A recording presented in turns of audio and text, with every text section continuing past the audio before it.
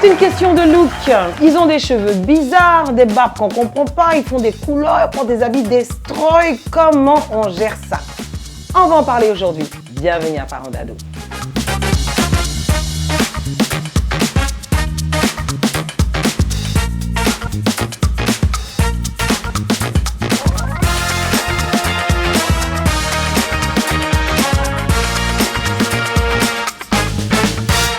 Aujourd'hui, nous allons parler de choses qui nous ont beaucoup agacés, peut-être qui nous agacent encore. C'est leur look bizarre.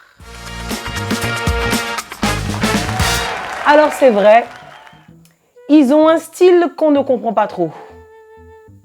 Un style qu'on critique beaucoup. Mais il faut bien regarder. La Bible nous parle de la chevelure de Samson, de la barbe de Jésus et des vêtements faits en peau de bête de Jean-Baptiste. Alors si ton fils est boucantier qui s'habille en veste en panthère, bon, peut-être que Jean-Baptiste aussi l'a inspiré. Non, plus sérieusement. Alors c'est vrai qu'on est chrétien, on aime le Seigneur et on veut avoir des looks qui sont conventionnels. Seulement quand on a 15 ans, quand on a 18 ans ou 22 ans, on a des fois une petite folie comme ça artistique. Tout d'un coup, on a envie d'avoir des cheveux roses. Tout d'un coup, on veut se raser les cheveux. Ou alors, on veut avoir des habits un peu bizarres. Mais moi, j'ai déjà vu des tontons qui, à 40 ans, se sont mis à se défriser et à se faire une teinture violette. Pourquoi? Parce que quand il avait 16 ans, il n'a pas pu avoir ce délire. Bon, les parents. Qu'est-ce que la Bible nous dit? Question. Alors, on va lire la parole de Dieu dans Luc 12, 22.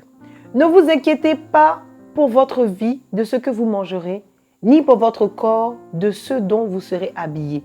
La vie est plus que la nourriture et le corps plus que le vêtement. Ce qui compte, c'est la vie de Dieu en nous. C'est vrai que là, on parle de l'inquiétude, mais c'est pour dire que les histoires d'habits, là, voilà, faut pas trop être attaché à ça.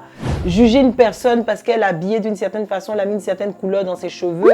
En même temps, on la catalogue, on dit voilà que c'est une prostituée ou c'est une dévergondée parce que malheureusement, vous savez, avec tous ces jeunes qu'on encadre, on a vu combien les parents ont un regard déjà de jugement, un regard qui condamne leurs enfants vis-à-vis d'un vernis à ongles ou vis-à-vis de certaines couleurs de mèches. Non. Vous savez, aujourd'hui, la façon de s'habiller, la façon de se coiffer, les couleurs dans les ongles, ce n'est pas réservé aux travestis ou aux prostituées comme à une certaine époque. Aujourd'hui, c'est accessible. On a des cheveux de toutes les couleurs, on a des ongles de toutes les couleurs et ce n'est pas ça qui détermine la personnalité de ton fils ou de ta fille. C'est vrai que la Bible nous demande de ne pas choquer, d'être modéré. Et peut-être que toi, tu es quelqu'un de très conventionnel. Mais ta fille n'est pas comme toi, elle ne va pas dans les endroits où tu vas et elle a envie d'être un peu différente. Plutôt que de lui dire ne fais pas ci, ne fais pas ça, ne fais pas ci, puis derrière ton dos, elle va porter des perruques qui auront des couleurs qui seront incroyables. Parce qu'à la maison, elle se coiffe pour aller à l'école et dès qu'elle sort, elle met une perruque rouge, bordeaux. Voilà, et puis maintenant, quand tu sors une fois, tu as vu quelqu'un qui ressemble à ta fille, mais ça ne peut pas être ta fille. Oh, c'est ta fille.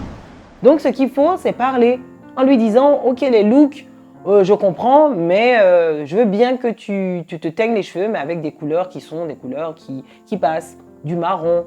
Et puis, il faut que ce soit un peu, entre guillemets, suggestif. Il ne faut pas que ce soit, je t'interdis de faire ci, je t'interdis. Quoique, la Bible nous parle du tatouage. La Bible nous parle du piercing. Mais même le piercing, il y a un verset que j'ai lu, ça m'a troublé. Est-ce qu'on veut se troubler ce matin? Troublons-nous un peu. Ézéchiel 16, 11 à 13. Je te parerai d'ornements. Je mis des bracelets à tes mains, un collier à ton cou. Je mis un anneau à ton nez. Hey! Ah bon? Un anneau au nez? Bon, Dieu lui-même, voilà. Il parle de la gloire. Là, c'était une image. Mais en fait, à cette époque, se mettre un anneau au nez, c'était un signe de beauté qui était acceptable. Donc, en vérité, regardons ce qui est acceptable. C'est vrai que peut-être pour toi, un jean Destroy n'est pas acceptable. Il ne va pas aller à la banque avec un jean destroy ou travailler à son premier entretien d'embauche avec un jean destroy. Non. Mais si elle veut aller manger une glace avec des amis, tant qu'on ne voit pas de parties de son corps qui sont dénudées, bon, relativisons un peu. Voilà. Essaie un peu de lâcher prise. Essaie un peu de lâcher prise. Il ne faut pas tout accepter, mais il faut au moins lâcher prise. Accepte certaines choses et puis dis non, là, ça, tu pousses le bouchon trop loin. Ça, non, non, non. Peut-être que c'est bien, mais je ne suis pas encore prêt. Hein? Ou alors, je ne suis pas encore prête à ce que tu t'habilles comme ça. Habille-toi de telle façon.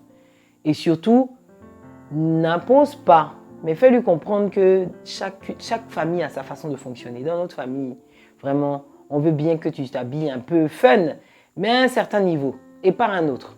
Voilà. Donc, les looks bizarres, bon, ça ne fait pas de ton fils ou de ta fille quelqu'un de perdu. Prie pour elle. Selon le passage de Luc 12, 22. Ne t'inquiète pas de toutes ces choses, mais inquiète-toi de la vie de Dieu en ta fille ou en ton fils. Je vais te donner un exemple pour terminer. Un jour, je me rappelle, j'avais vu un des jeunes que j'encadrais qui était avec une boucle d'oreille. Et je l'ai vu avec les boucles d'oreille, je me suis dit, mais celui-là même. Je lui ai dit, viens, on va discuter. Allez, viens. Et pendant qu'il s'assoit, que je me dis, mais franchement, tu as changé de vie. C'est ce que je m'apprêtais à dire. Le Saint-Esprit m'a clairement dit, laisse-le tranquille. Donc, pendant que je parle avec le jeune, mes paroles se retiennent dans ma bouche. J'ai envie de lui dire des choses et le Saint-Esprit dit, laisse-le tranquille. Il m'expliquait quelqu'un qui est au CP1 de la foi chrétienne. Tu ne peux pas lui exiger une rigueur de quelqu'un qui est en licence de la foi. Donc, juste pour parler d'une image, c'est-à-dire que quelqu'un qui vient de commencer sa foi en Christ, il y a des choses qu'elle n'a pas encore perçues. Il y a des choses qu'elle sait qu'elle devra abandonner, mais dont elle n'a pas encore la force. Mais quand tu viens, tu dis, toi là, avec ton rouge à lèvres, toi avec tes boucles d'oreilles, souvent, ça n'apporte pas un bon fruit. Tu veux que la personne change.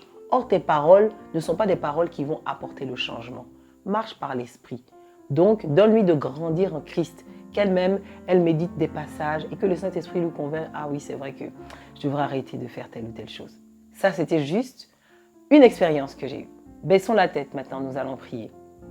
Jésus, nous voulons avoir ta mentalité, non pas celle de pharisiens qui ont tellement souvent jugé, tellement souvent accusé, mais nous voulons avoir ton cœur qui donne à nos enfants d'aller plus loin, de croire en eux, et surtout d'avoir un style qui te reflète toi. Non pas le reflet de la société, mais le reflet de qui tu es. Seigneur, donne-nous la façon, la manière de parler, de pouvoir encourager, de pouvoir peut-être suggérer. Seigneur, donne-nous d'être un parent selon toi, pas un parent selon nos propres parents, pas un parent selon notre propre mentalité qui est des fois trop carrée. Mais donne-nous, Seigneur, des fois de lâcher prise. Merci pour ta grâce et ta faveur. C'est avec ton Saint-Esprit que nous voulons élever nos enfants. Aide-nous. Au nom de Jésus, nous avons prié. Amen. Alors, c'était Parents d'Ados. Nous nous retrouvons donc tous les mercredis. Tu peux me laisser un like, un commentaire ou même un sujet de prière. On se dit à bientôt. Et je sais pas ce qui m'arrive.